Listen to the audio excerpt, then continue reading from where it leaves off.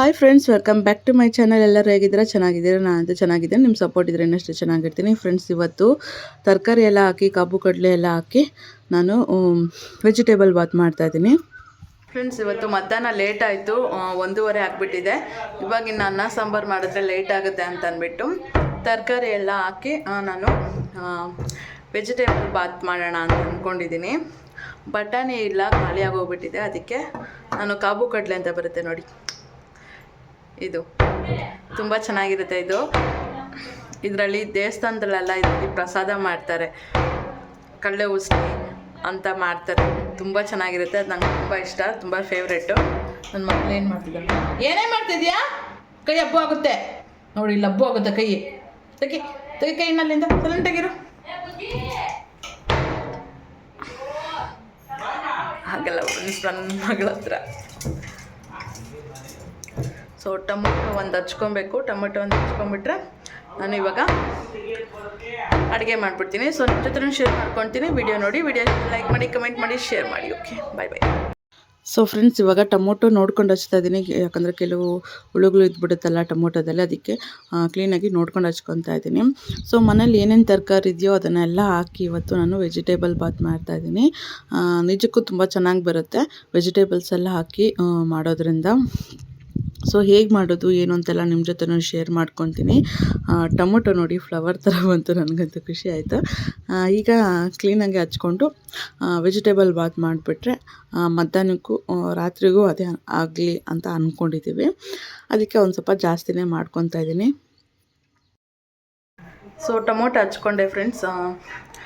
ನಿಜ ಹೇಳ್ಬೇಕಂದ್ರೆ ನನಗೆ ಸರಿಯಾಗಿ ತರಕಾರಿ ಎಲ್ಲ ಹಚ್ಚಕ್ಕೆ ಬರೋಲ್ಲ ಫ್ರೆಂಡ್ಸ್, ಅಭ್ಯಾಸ ಇಲ್ಲ, ಕಲ್ತ್ಕೊತಾ ಇದ್ದೀನಿ. ಸೊ ಕಲ್ತ್ಕೊಳ್ಳೋದ್ರಲ್ಲಿ ಏನೂ ತಪ್ಪಿಲ್ಲ. ಜೀವನದಲ್ಲಿ ನಮ್ಗೆ ಏನೇನು ಬರಲ್ಲೋ ಅದನ್ನೆಲ್ಲ ಕಲ್ತ್ಕೊಳ್ತಾ ಹೋಗಬೇಕು. ಆವಾಗೇ ನಮ್ಮ ನಾಲೆಜು ಇಂಪ್ರೂವ್ ಆಗುತ್ತೆ ಆ್ಯಂಡ್ ನಮ್ಮ ಸ್ಕಿಲ್ಲು ಕೂಡ ಇಂಪ್ರೂವ್ಮೆಂಟ್ ಆಗುತ್ತೆ. ಸರಿ, ಇವಾಗ ನಾನು ಅಡುಗೆ ಮಾಡ್ಕೊತೀನಿ.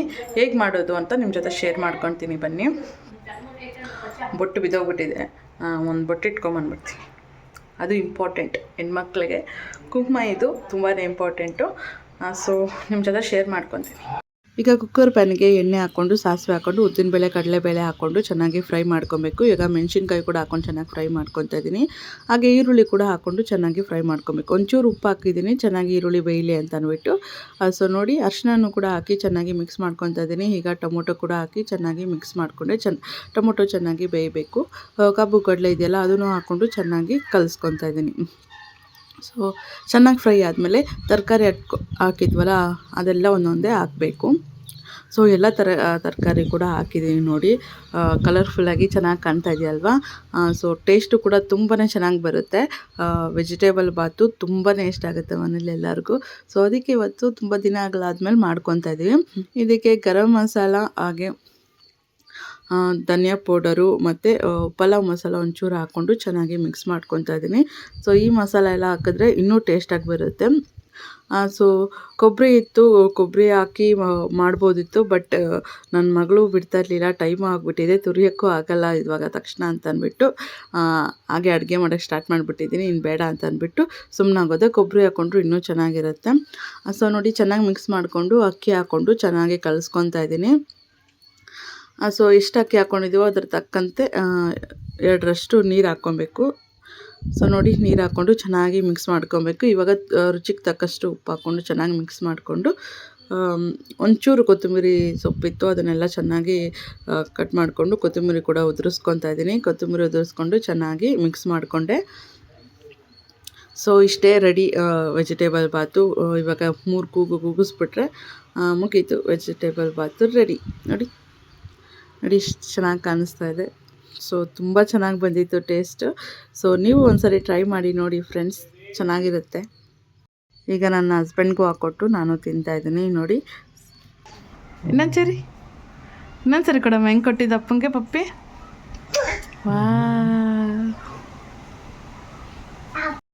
ಈಗ ಸಾಯಂಕಾಲ ಹಣ್ಣುಗಳು ಹಚ್ಕೊಂಡು ತಿಂತಾಯಿದ್ದೀವಿ. ಪಪ್ಪಾಯ ಅಪ್ಪ ಹಚ್ಕೊಟ್ರು ನೋಡಿ, ಪಪ್ಪಾಯ ತಿಂತಾಯಿದ್ದೀವಿ. ಇದು ನನಗೂ ಹರ್ಷಿಗೂ ಸರಿ ಅಂತ ಅಂದ್ಬಿಟ್ಟು. ಈಗ ನೋಡಿ, ಇನ್ನೂ 2 ಪಪ್ಪಾಯ ಇದೆ, ಅಪ್ಪ ತೋರಿಸ್ತಾ ಇದ್ದಾರೆ.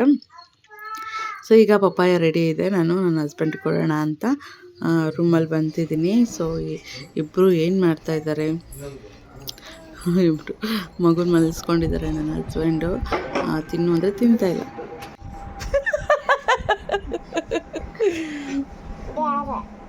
ತಿನ್ಮಾ ಉಜ್ಜ ತಿನ್ನು ಪಪ್ಪಾಯ ಒಂದು ತಿನ್ನು.